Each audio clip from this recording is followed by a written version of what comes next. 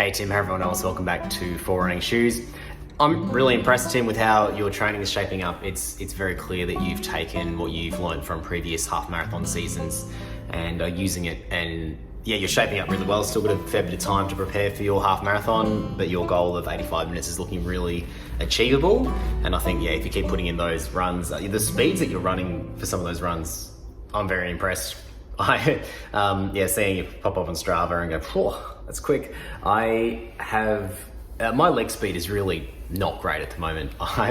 Last year didn't really get any time to work on it for extended periods, but you know, we'll get to that. My goal really is I want to start working on leg speed the second half of this year, like once I'm after this marathon, and I'm really hoping this marathon, I can hit at PB, get under my 4-hour goal, and then that's having developed that fitness, that's going to launch me into my next season well. So one of the big goals again of this season is to not get injured. So I'm taking it a little easier than you are at the moment. I ran 38 kilometers this week, which is a 9-kilometer increase from last week. Again, I haven't done a lot of running this year, so this is the biggest week in a while. Still taking it pretty easy, but I'm adding a fair bit of distance at the moment. I'll probably add another 9 or so kilometers next week, hoping to get my long run up to 21 kilometers, so we'll get to the half marathon distance. It won't be quick, but I'm hoping to start doing that training there. It was a pretty hot week actually over here.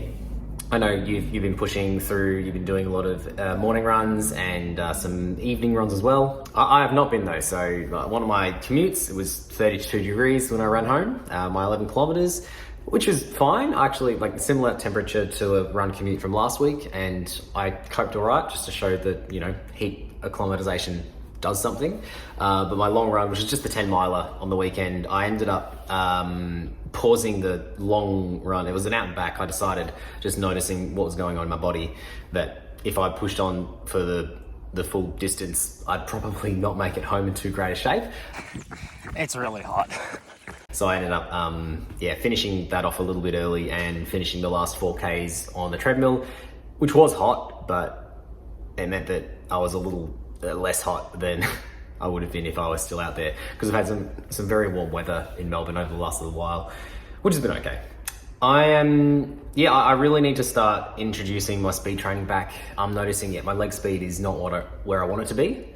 I'm noticing that my heart rate while I'm out for runs is looking reasonable. Like it's sitting, just, you know, my heart rate when running certain paces is sitting a lot lower than it was in my last season. So I'm feeling confident about that, but I really want to get the leg training, the leg speed training in. So I think this week is probably the week that I reintroduce intervals, and we'll see how we go.